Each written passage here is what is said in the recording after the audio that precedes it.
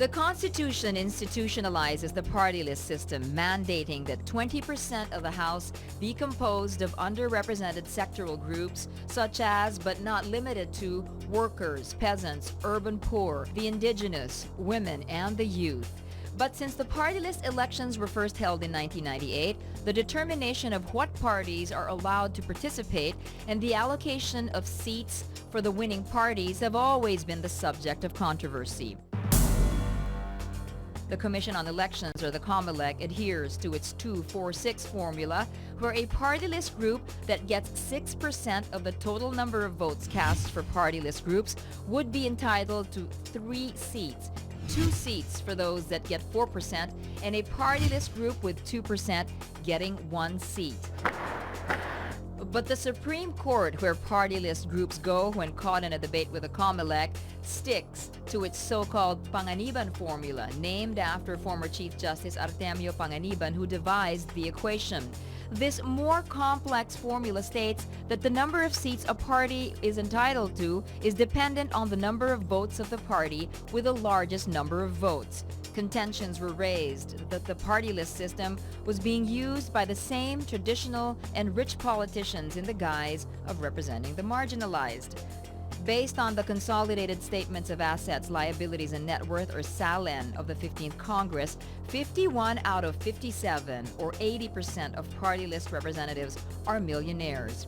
In 2010, many doubted the COMELEC's party list accreditation process when the #1 nominee of Ang Galing Pinoy, a winning group claiming to represent security guards and tricycle drivers, was outgoing Pampanga 2nd District Representative Mikey Arroyo, a son of former President and now Pampanga Representative Gloria Arroyo. The question, is the party list system a flawed setup that needs to be amended or repealed? The 2013 midterm polls are shaping up to be an exciting one. I'm Nancy Irlanda, and this is Elections 2013. Tonight, we talk about sectoral representation in the lower house, also known as the party list system. And with us, Professor Prospero De Vera, political analyst from the University of the Philippines National College of Public Administration and Governance. Mr. De Vera, thanks for joining us this evening, Professor. Thank you. All right. Can a system without definition of terms stand a chance at any success? A case in point, for example, the party list law did not define what marginalized is.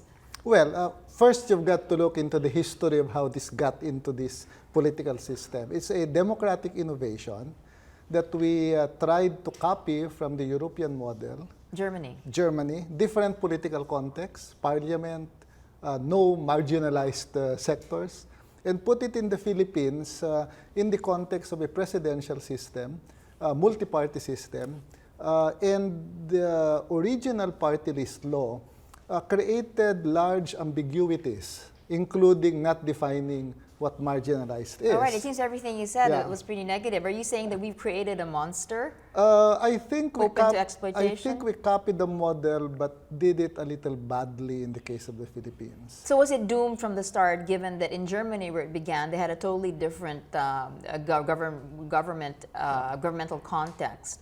Political context. It became doomed when the Supreme Court decision in the first party list election came out with a decision that the party list system was supposed to be exclusively for the marginalized sector. To your mind, what should be included and what should be eligible? In the context of the European model, small political parties are included.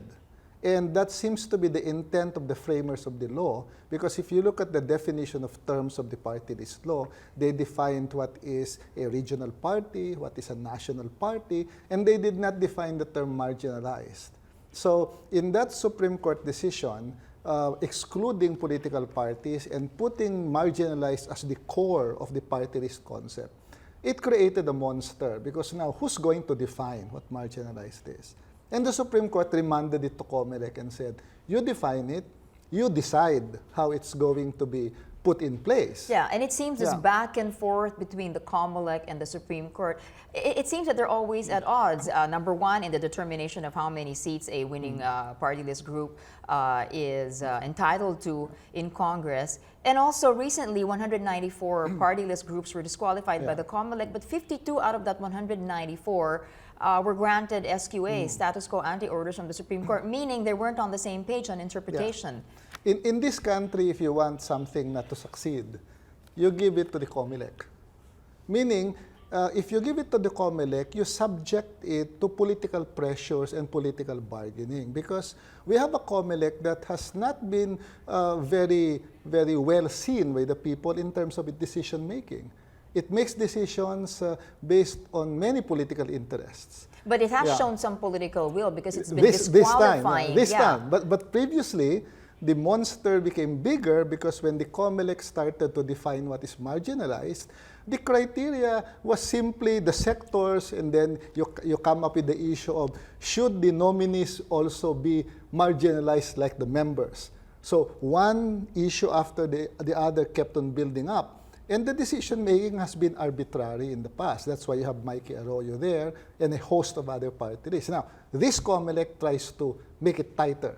All right. I think following your philosophy that you believe that party list groups should not, the definition of a party list group should not be confined to what is so-called marginalized, and that's so subjective to begin with. But you're saying that even small political parties should be allowed to qualify as party list groups. Is that basically saying that the traditional geographical representation is not enough and we need to spend more money for PDAFs and everything? We already have a geographical representation. In the European model, the idea of a party list is you empower or you give representation to certain groups that do not get representation simply because they cannot compete evenly in the original district-wide representation. Meaning, they will have enough members nationwide, but their members are not concentrated in political and geographical districts, therefore they will not win seats. So the question is, who will represent the interests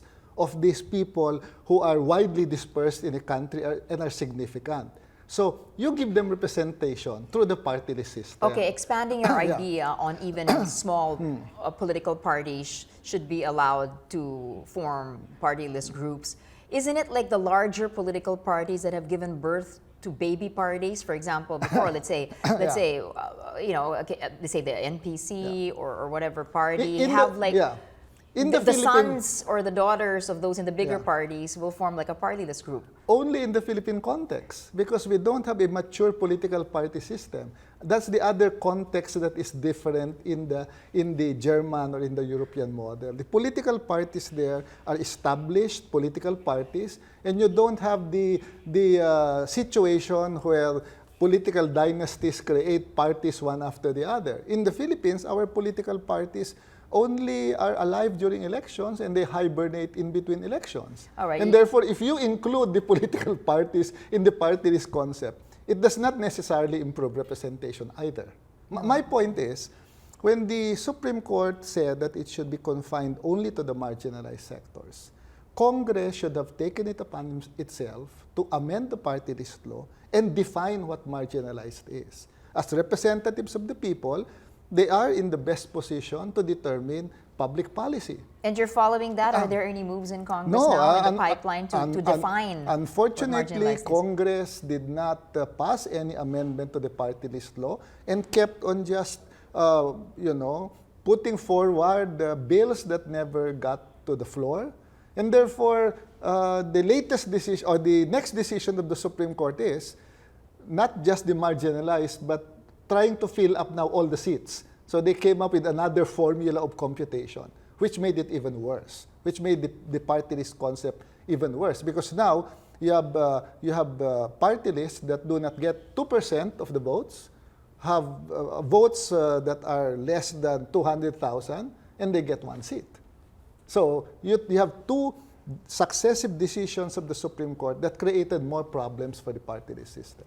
All right. Now, your assessment of the COMELEC's accreditation process, now clearly you believe that they're showing more will in weeding out those that are not worthy of being party list groups. Yes, except, of course, if you ask the political parties that were excluded, they will not agree with me. I mean, they will say there's still a lot of arbitrariness in the decision-making of the COMELEC. For example, if you exclude the so-called regional ethnic party list like Ako Bicol, how come you did not exclude Anwaray?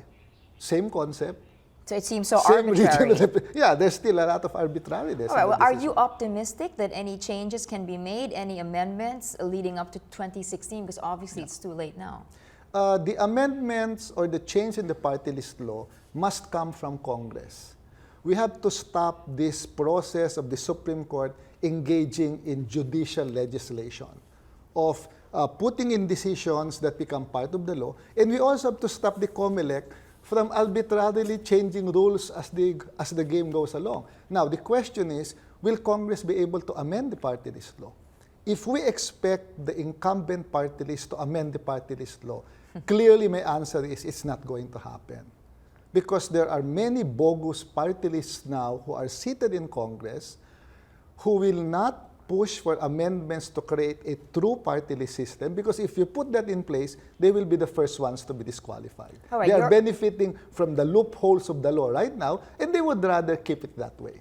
All right, your take on the party list system being used as a stepping stone by some politicians, because most of them have come to the political fore and perhaps aspire for higher office, like the Senate. Not just a stepping stone. They are really using the party list system to expand political dynasties at the local level. What is happening in many geographic areas is entrenched political dynasties now form their own party list, so they will have additional seats that their brothers, their sisters, their parents could get seats on. And once they are termed out, they jump to the party list, and their brother in the party list now jumps to the regular legislative seat. So it increased the coverage of political dynasties in this country. All right, another aspect of the law, 20% is mandated by the Constitution. Is that enough for representation? If it's a true party list system, of course, it's not enough. But remember, the intention is not just the 20%, but to assist parties to become bigger, so that in the long term, they'll be able to compete successfully in the regular legislative elections. So if they get more members, they expand their membership, and they're not anymore, in a sense, quote-unquote, marginalized, then they could compete. All right. So the 20% is not the absolute number. All right, Professor De Vera, we're going to have to go to a break. After that break, more issues about the party list system. Stay tuned. You're watching Elections 2013.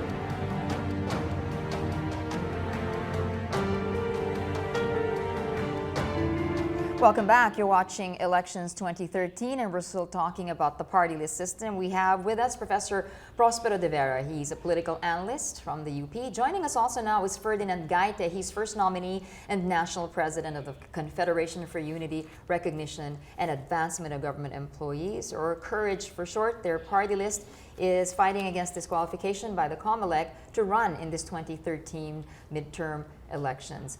Ferdy, the status? Still You're at the pending Supreme with Court. the Supreme Court, but since the printing of the ballots and the other requirements for the process of the 2013 elections have already been completed, our participation for the 2013 is mooted right now. So the appeal with the Supreme Still Court is moot pending. and It's still pending, but but becomes moot and academic because you're not in the for ballot. the 2013. But whatever the decision will be, we may participate in the 2016 if it is affirmed by the Supreme Court. All right. There's not a few criticism about the party list system. You were listening to our earlier discussion. That's right. How do you defend yourself? Pope was already explaining about the marginalized and underrepresented sectors. And if we will look at not only the party list law, but even the Constitution, there are certain sectors which are supposedly reserved in the they have reserved seats for the party list system, and that is the labor or worker sector. But unfortunately, the COMELEC, as Popoy succinctly explained, there's an arbitrariness, and they refuse to believe that the workers, government workers for that matter, are not included in the sectors that. Do you think it's so arbitrary in your particular case, or there is a hidden agenda because they don't want any revolt by government employees? I think that's But there how is are a you political defending- context. Yes.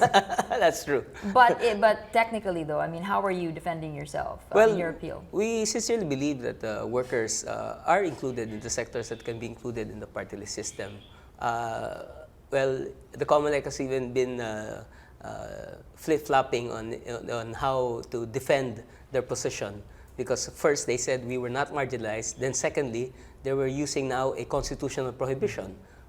There's a prohibition in the Constitution that states that members and officers of the civil service are prohibited from engaging directly or indirectly in partisan political activity or electioneering. And they use that argument. And we were already ready to defend that, because we believe that in the hierarchy of the laws, the party list system should have been given precedence. So right now, we firmly believe that there is a large basis for government workers to be represented in Congress. Okay, let's move the discussion to mechanics, Professor De Vera. There's the Comelec's 246 system, and then there's the Panganiban formula. Which one, if any, is superior? It depends on who you ask. If you ask the Supreme Court, it feels it is within its prerogative to engage in what is really judicial legislation. In short, the Supreme Court has not only reinterpreted the law, it has set new parameters that is not contained in the law in the first place, meaning it has added dimensions to the law. First, in terms of the Bagong Bayani o FW case, and then later on in the Banat case. If you look at the discussions in the Constitutional Commission, the ones who put it in place never imagined that you will have a system where first pass, you get all of the 2%, second pass, you give additional seats to those of more than 2%, and if you haven't filled up everything, you get representatives even from those who get less than 2%. All Now, right. this 2, 4, and 6, and this system of having 3 passes, I don't think this was ever envisioned by those In who the wrote law, the framed the law. Yeah, those who framed the Constitution in the first place. And neither do I think they discussed that when they were crafting the law. On the All right, it parties. seems that the Supreme Court and the Comelec sometimes creates more confusion than creates more clarity. Is there any room for a third force, whether it be an entity or a move that can come to clear things when it comes to the party list before we're able to effect any amendments or any changes before 2016? The fault is in Congress because it allowed the Supreme Court to engage in judicial legislation. It should have stepped in right after the Bagong Bayani OFW decision of the Supreme Court. If Congress really feels that political parties should be part of the party list system, they should have revisited the law and amended it, and in open debate, decide the direction. Now, on the other That hand, option is still open today, right? Yeah, except it's still attached to the word marginalized. You We need to define that. which is not Are you defined in the willing to party list submit? law. Are you willing to submit? Of course, you don't think your Yeah. party list group is ridiculous, but are you willing to submit that somehow it's become ridiculous? The kinds of party list groups that are presenting themselves to the public. Definitely. Okay, that's pretty honest. Yeah, or if Congress believes and agrees with the Supreme Court that it should be limited to the marginalized sector, then it should have defined marginalized by amending the party list law. It did not do either one. It stood by idly and let the Supreme Court and the Comelec just keep on changing the way the party list law is being implemented. All right, how do we cherry pick all the good things that we've seen from other countries that have implemented the party list system and have met with some success? For example, Germany, of course, you've already pointed out that their political system is conducive to that sort of system. But what about Thailand, who supposedly may have modeled their party list system after us but have implemented it more successfully?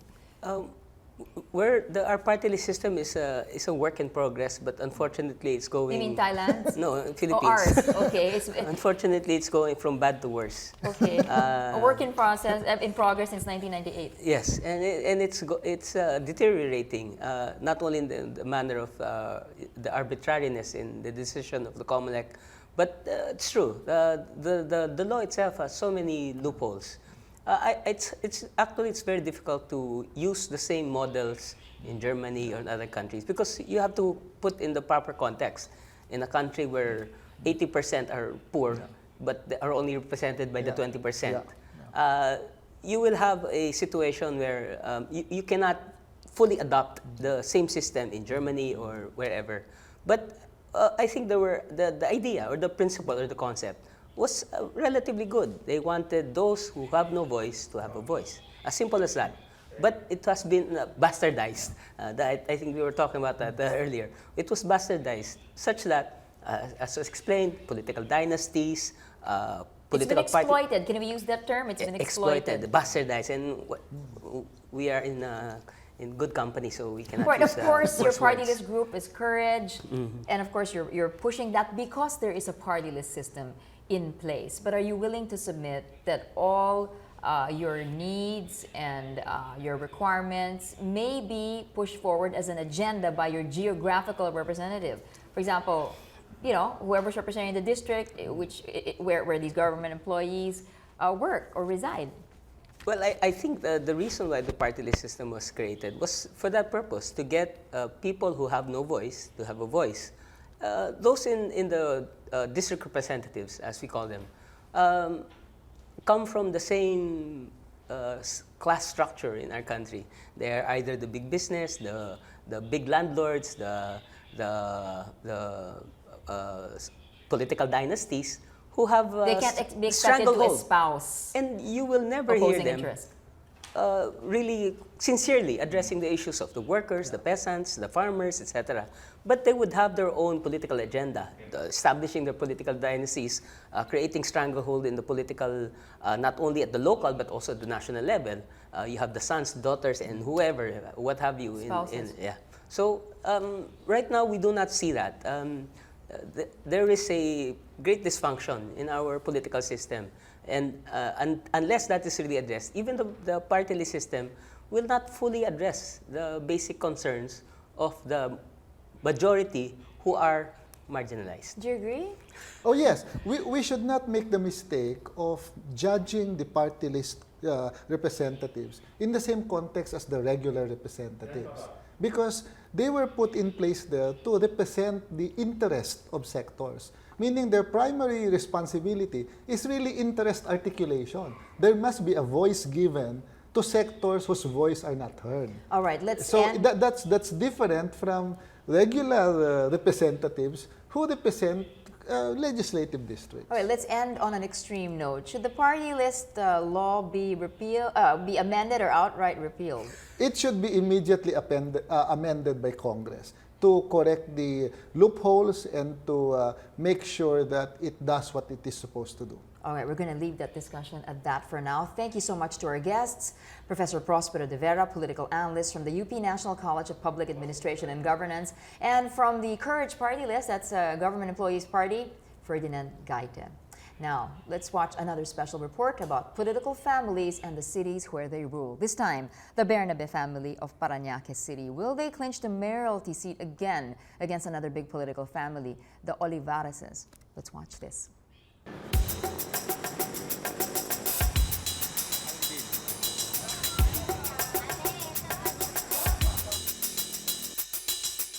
Home of the famous Baclaran Church, international airport, and many tourist destinations, Parañaque City boasts a strategic location said to be the heart of Metro Manila.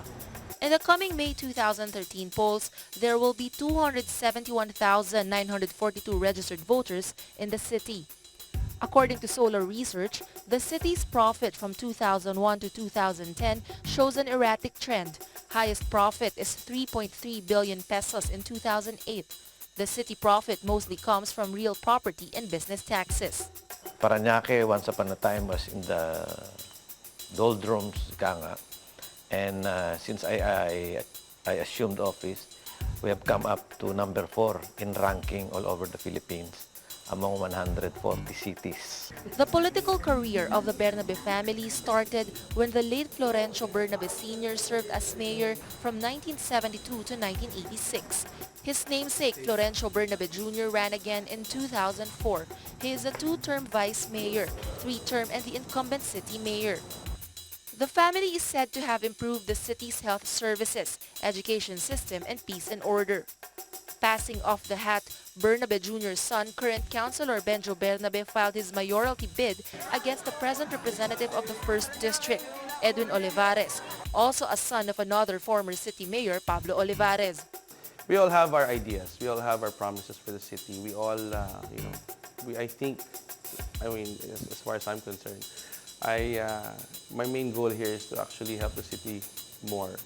As seen in Parañaque's political landscape, it is not hard to guess who will win, as two sons of political families in the city are battling it out in the mayoralty race.